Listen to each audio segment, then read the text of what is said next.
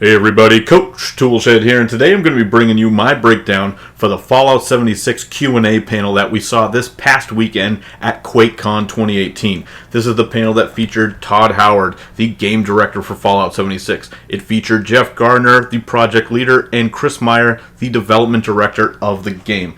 So, what did we learn from this video? Did they answer some of the questions that I had proposed in my video from last week? If you recall, there was 5 things that I really wanted to know about the most, and those were PvP, the special system, I wanted to know about the crafting system, I wanted to know how our base is going to work in conjunction with you and your teammates, and I wanted to know about loot drops. Now, unfortunately, we didn't really get answers to all those things. They did not discuss loot drops at all. They didn't really discuss crafting in any way except to say that it is important to the game, which I think is pretty obvious in this sort of survival, crafting, open world type of game. I think it's obvious that crafting was going to be important, but that's pretty much all they said. They didn't get into any details about it, and they didn't really talk about the bases at all. They didn't talk about how you and your teammates are going to be able to utilize the bases together, although I think a sharp-eyed viewer did catch the fact that there was a perk card that they showed in the game that did show some sort of buff to your team when they were using what is called a group crafting station. So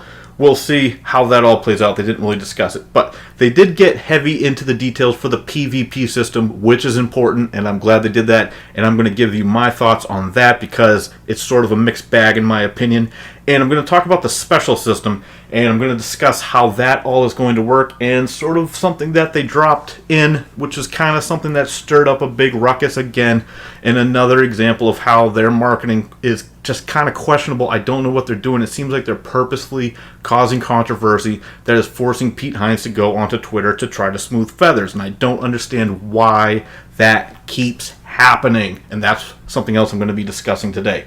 But for starters, let's get through some of the smaller stuff they went through, because I'm going to hit on those PvP and the character progression systems at the end of the video. Those are the big meaty topics that they gave us to discuss. But let me just go through some of the other quick stuff that they went over. So Todd was asked, first off, what sort of game Fallout 76 is and how he would describe it. And he described it as an open world RPG with survival qualities.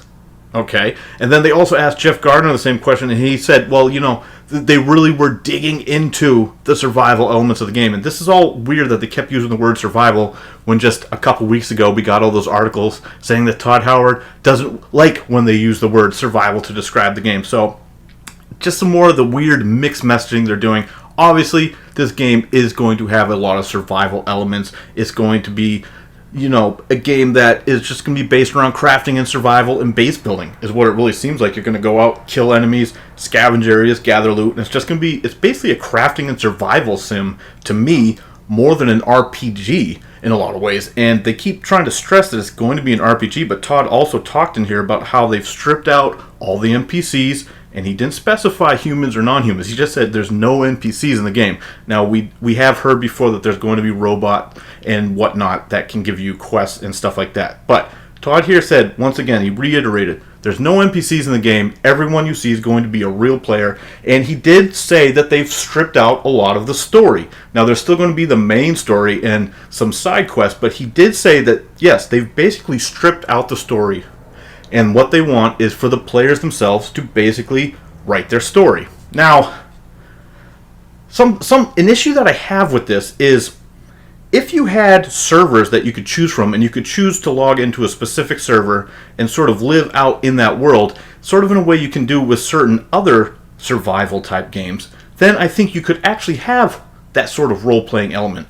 But the way that they're setting the systems up where you're just going to be thrown onto any server randomly, and you're not going to be able to pick where you're going aside from grouping up with some friends. You're not going to be able to choose, okay, I want to go back to that server I was playing on last night. Those guys I played in it, I really like the way that the people were interacting on that server. I want to go back there. You're not going to have that option. You're not going to be able to go back. They're just going to toss you onto another random server. So to me, that's really going to screw up any sort of RPG gameplay elements that they think that is going to develop. I don't see how this is going to work without a consistent server that people are able to go on and roleplay with the same group of people, especially when it's just going to be 24 to 32 people. They didn't specify again, but that's what we've heard before. It's 24 to 32 people on this map. I just don't see how that's all going to play out with actual role-playing elements in any way but just the most random ways. I don't see any structured role-playing to be had there because of the lack of consistent servers.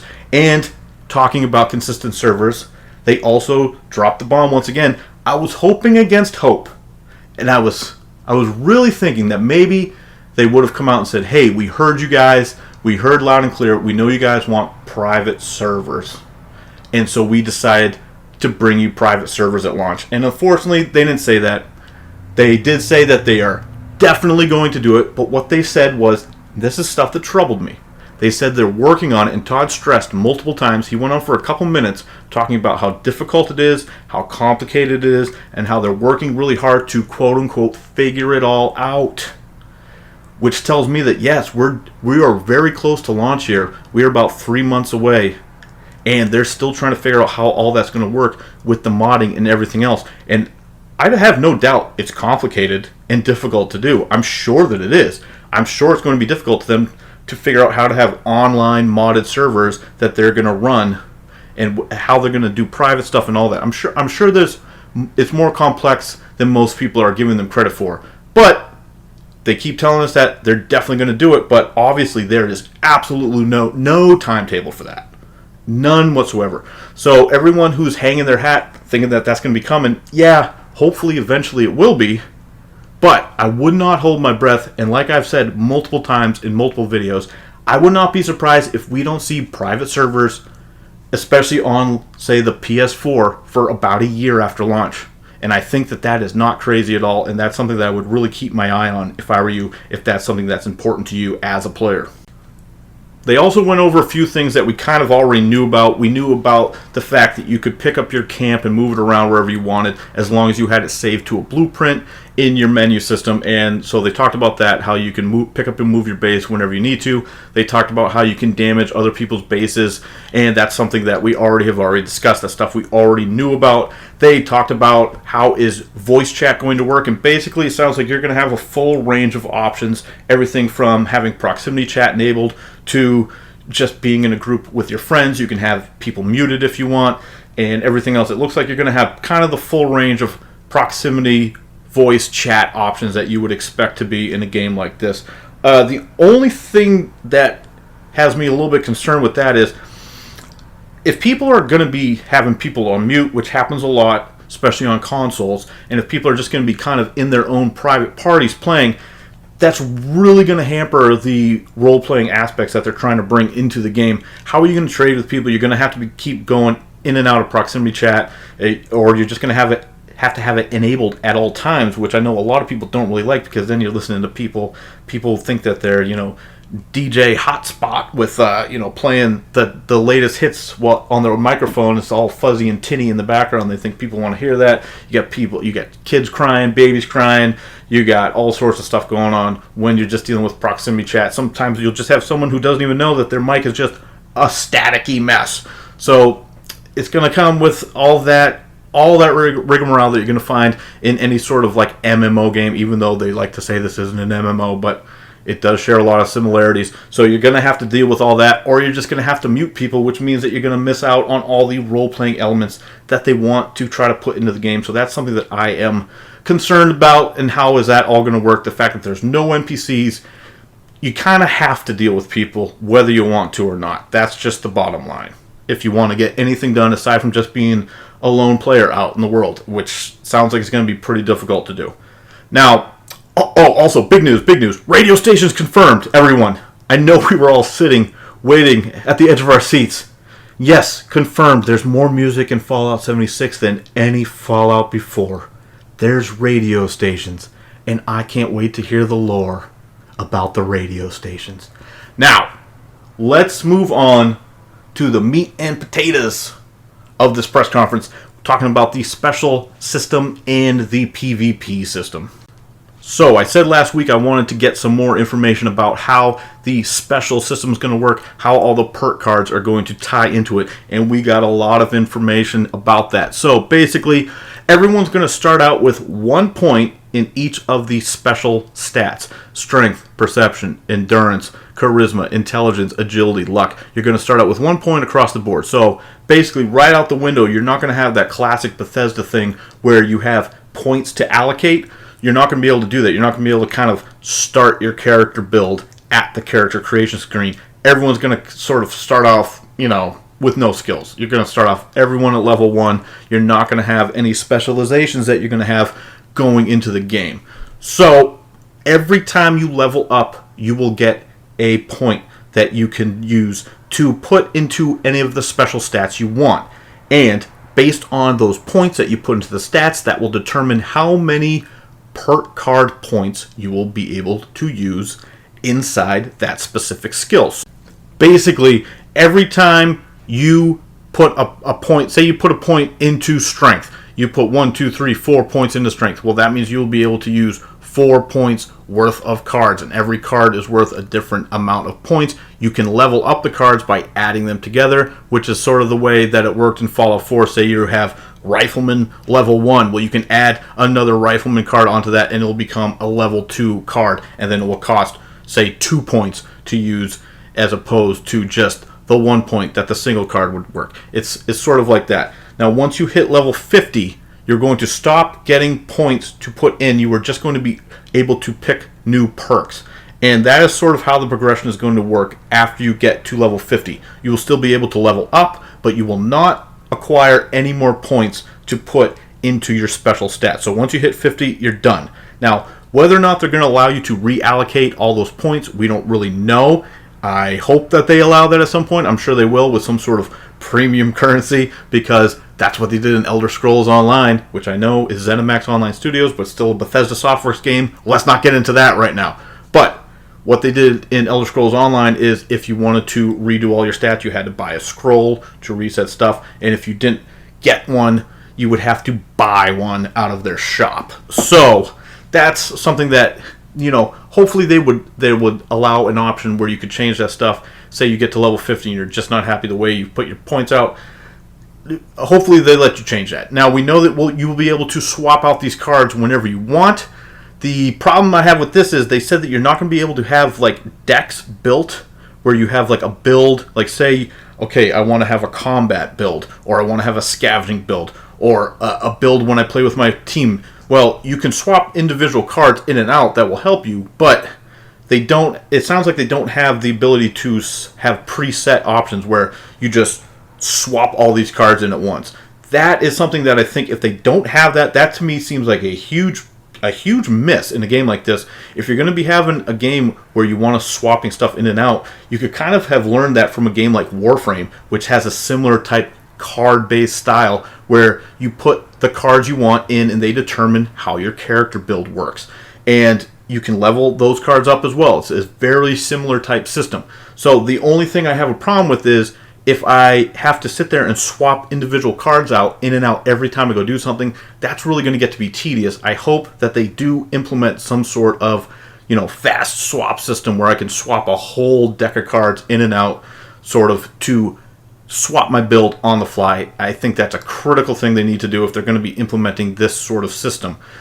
Something else important that they said was, in fact, while you are going through your card packs, you're going to have to keep your head on a swivel because, in fact, you can be attacked while you are in your menus. So anyone who had a question whether or not you're going to be able to be safe in some sort of passive mode while you're crafting, whether you're building your base, whether you're with your friends maybe, or whether you're in your menus redoing your build in your menu, looking at your Pip-Boy, any of that, you are going to be subject to being attacked, and there's not really anything you can do to opt out of that. And we're going to be getting into the PvP in just a minute, but I just wanted to bring that to your attention that, yes, in fact, they did said while you are going to be in these menus, you should find a safe spot because you can be attacked while this is going on. Now, the most important thing that I want to talk about when it comes to these character builds and these perk packs is something that they announced during this, and that is that you are going to be getting randomly selected perks through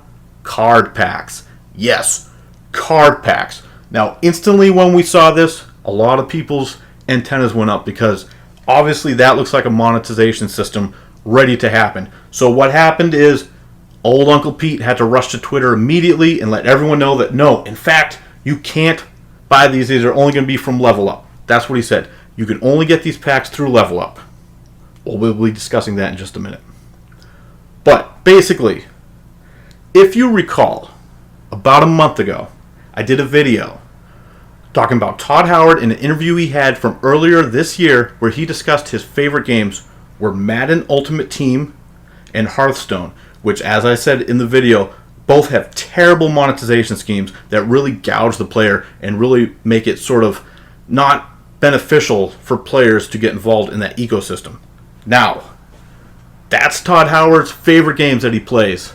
And I speculated at the time, like I said, about a month ago, I was saying I hope they don't implement a similar type system into Fallout 76 based on the fact that the game director is into that sort of game. He's into that sort of monetization. Now, my theory on this is, and this is purely speculation, but I think they fully intended to have these card packs be part of the monetization for Fallout 76, but with the backlash that we've seen over the last year towards loot boxes, really ever since the Star Wars Battlefront 2 fiasco and all the negative publicity that came with that, we've seen various European countries take hard stances against loot boxes. You've seen games like Forza have to take some of their microtransactions, their loot boxes, out of their game. That you saw Shadow of War recently removed the randomized loot boxes for the orcs out of their game, and you've seen a lot of backlash towards loot boxes over the last year when games launch. So my thinking is probably Bethesda saw this and said, okay, we can't have these be monetized, but I would not be surprised at all based on the fact that Todd seems like he really is into Hearthstone and Madden Ultimate Team. Like I said, you can go back and listen to that interview for yourself. I fully expect that those were at one point supposed to be monetized. Now, they said that they're not going to be monetized now. And until something changes, there's nothing I can say. They said they're not going to charge for them. Okay, so they're not going to charge for them. Now, will they go back on that? Well, I've also done a video in the last month discussing a series of different games and different publishers and different developers that have gone back after a game launched and added loot boxes and microtransactions into the game that were not there previously. I discussed stuff like The Division. I discussed Bungie and what they've done with Destiny. I discussed Bethesda with Elder Scrolls Online and how Bethesda Softworks allowed ZeniMax Online to put randomized loot boxes into that game. We've seen stuff like Call of Duty last year, which launched with loot boxes that you could not pay for, but within 2 weeks they enabled monetization on those for the sake of player choice. And that's a situation where they said, hey, these are cosmetics only, except cosmetics only also gave XP boosts, so they weren't really cosmetic only because there was some sort of gameplay boost that you could get through that. Not necessarily through combat itself, but you would get that XP boost that would help you level up faster and unlock more stuff as you went down the line. And just within the last 2 weeks, we've seen Gran Turismo, which their developers assured the fans originally that they were not going to include paid vehicles in the game, and now they've reversed that decision well after launch, and they've decided to put these microtransactions into the game.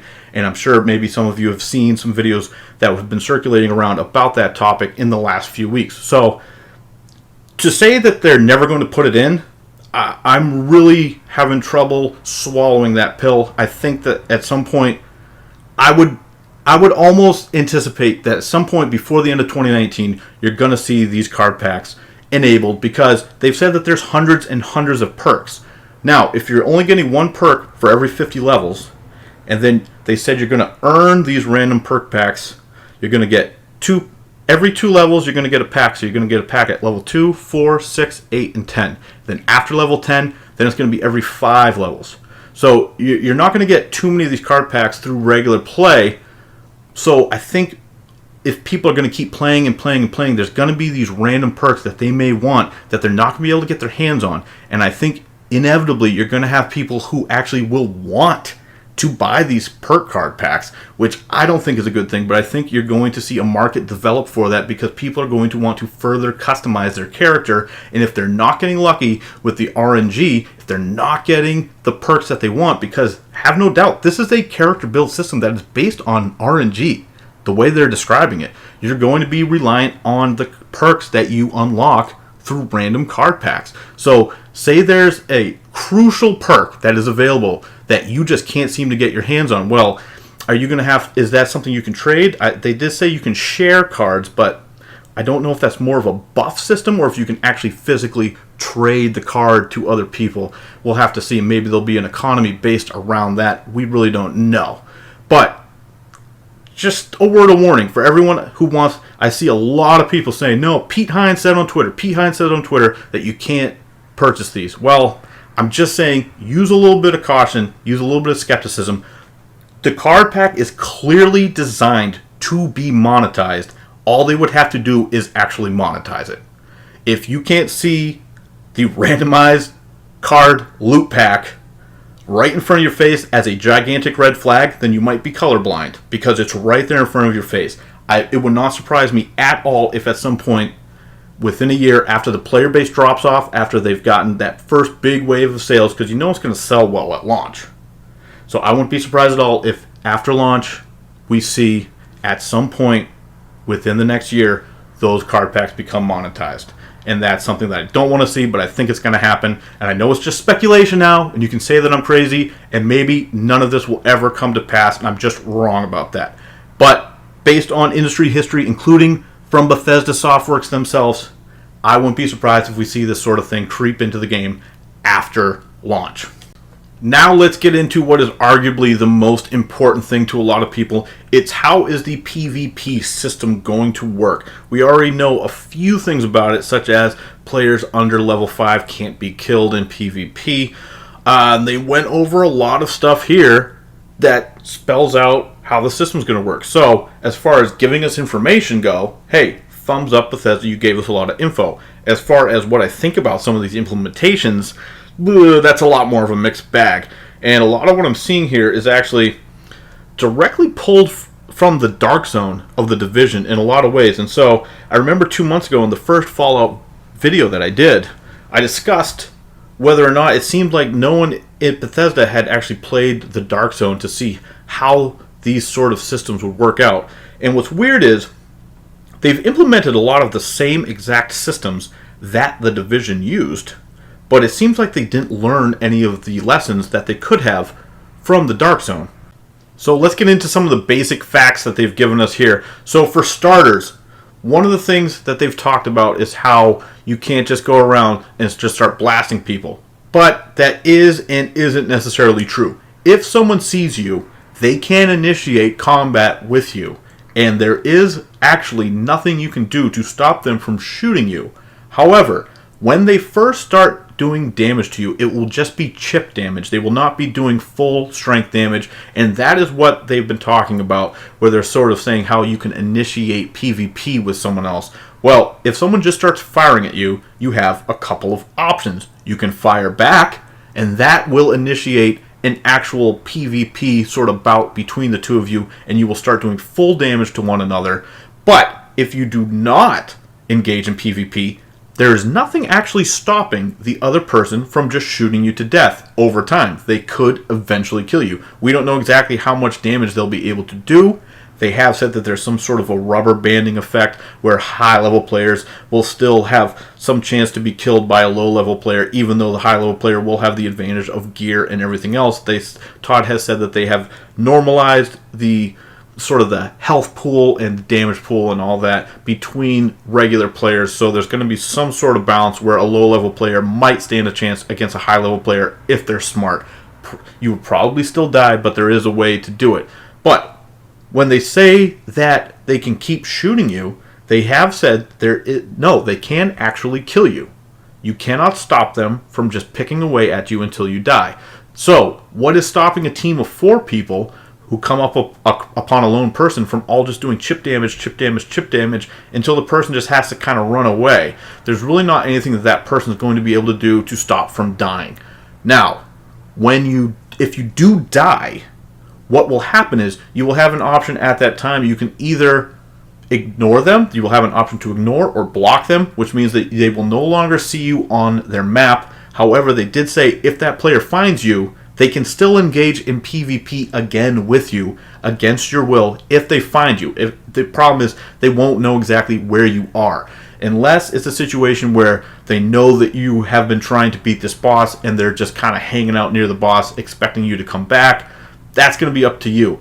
That's sort of what I said in the last video and what Pete Hines has been hinting at when you're issuing a challenge. You will have sort of a vendetta system where if you select that, yes, I want to go back after that person that just killed me, you will have that opportunity and you will be able to earn double the amount of caps that you normally would for killing someone in regular PvP if you want to initiate that challenge.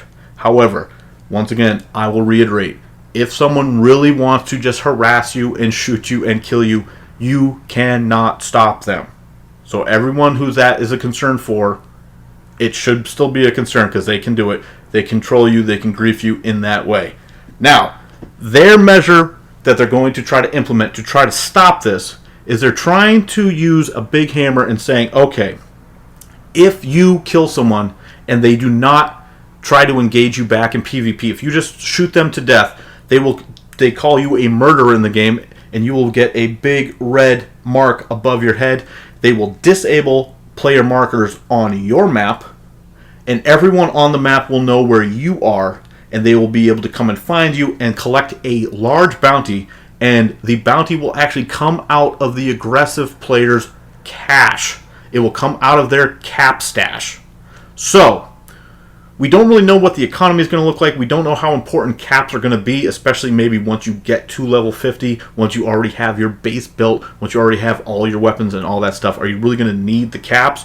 We don't know. Also, they didn't answer anything about, say, you're in a party of 4 and one person goes aggro. Is that going to aggro everyone else? We don't really know. Is the whole team going to be tied to the actions of one person? That's the way it is in some games. We don't know. That's something that they didn't go over at all. That's something I would really like to get some more answers to there. But basically, the main thing they're trying to do to dissuade you from engaging in straight up killing people that don't want it is this loss of caps. So depending on how important those loss of caps actually are to the game, I don't see anything that's actually going to stop groups of people from purposefully trying to get that red mark above their head and then attempt to take on all comers. Now, this is where the main similarity to the Dark Zone is going to come in, and this is the problem, the biggest problem I have with this sort of PvP system, and that is this. In a game like this, where you can have a group of people with you, and you can get the entire map to turn against you if you say go rogue, which is what it's called in the Dark Zone, but in this game you're going to be called a murderer and they will come after you. If that's something that you want to engage in, people take that as a mark of pride.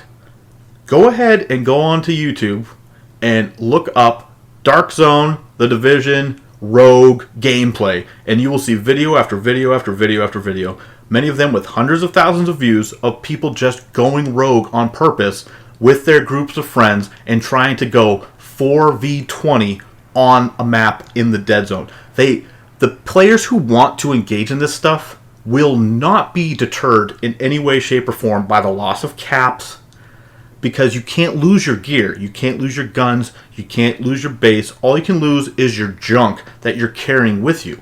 If you have junk in your stash at your base, even that is safe. People can't rob your stashes at the base. So, if you wanted to engage in PvP and you were a high-level player, all you would really have to do is stash all your junk at the base and you won't lose any of the gear that's on you, and you can just troll people relentlessly. And I know they said, oh, well, you can't chase them around. Well, that's not actually how these rogue systems work. When people go rogue, they don't start chasing other people around the map. What happens is they go rogue and they wait for everyone else to come to them. And they troll them by being more organized and better prepared than all the people that are coming after them. That's what happens. So there's nothing stopping 4 people from setting their bases up, loading it with defensive mechanics, killing a couple people, and then bunkering down at their base and waiting for everyone to come at them. That can be fun. I'm not going to lie. That can be a lot of fun. But I don't think it's going to be working in the way that Bethesda intends it to in this manner, because I saw what happened in the Dark Zone, and what happened is you would just have gangs of 4 people that would go around and terrorize the map, and they had no incentive of doing it. Not really. Sure, you could pick up some loot off of the other players, but people would do it just for fun. They wouldn't even loot your body half the time. They would just do it for fun. They're doing it for the videos. That's what they're doing it for. They want that notoriety. They want that marker over their head. They want to have the most people come after them. They want the 4v20. That's what they're looking for. So, is it a bad thing in all ways? No. And they did take some safeguards that are pretty decent. There's some pretty decent safeguards here. However, at the end of the day, if you really want to opt out of PvP, you don't have that option. People can still kill you.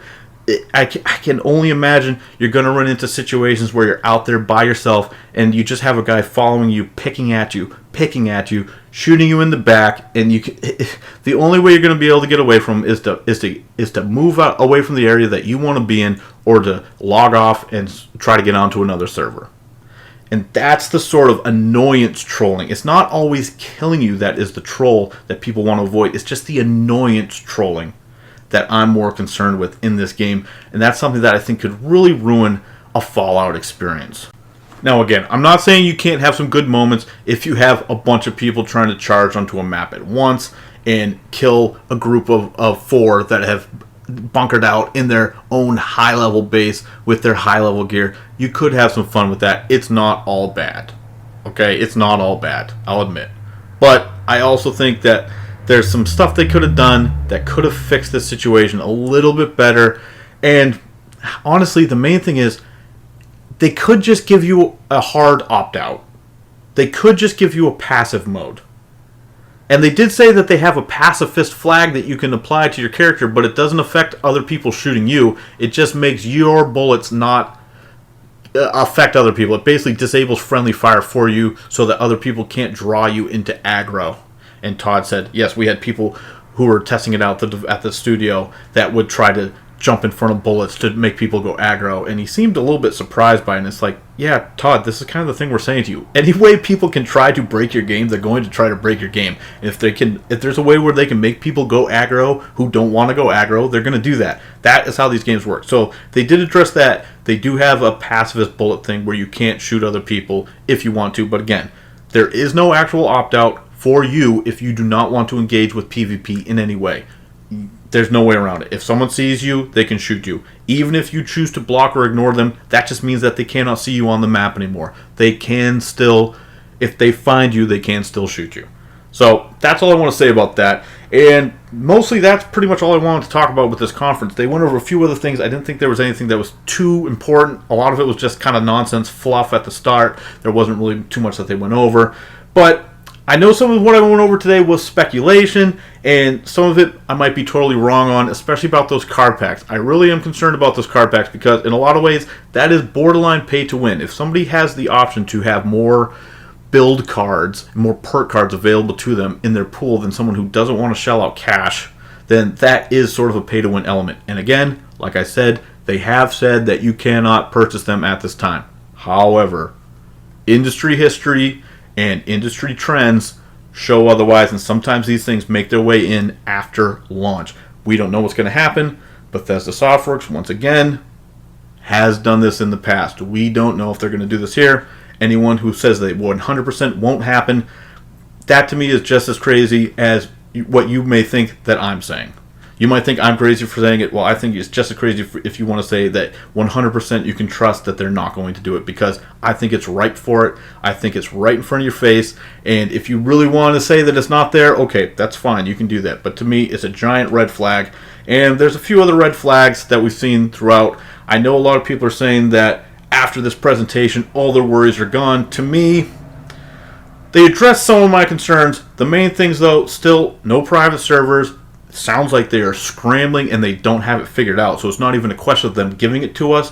It's a question of, can they give it to us? When can they give it to us? Seems like they don't even know. Stuff like that. Once again, these card pack systems, I hope they don't become monetized, but I won't be surprised at all if that happens. And again, this PvP system, I hope they tweak it and work some of this other stuff out. I think they can improve on that. And again, I don't see any reason why they couldn't just allow a pacifist mode, a true pacifist mode like GTA does, if you really don't want to be involved with other people shooting you. So that's pretty much all I wanted to go over. I will talk to you guys another time. I actually have another video I want to do about monetization later in the week and microtransactions and directly how it relates to Fallout 76. Let me know what you guys think down in the comments below. I am Coach Toolshed, and as always, keep it turned to 11.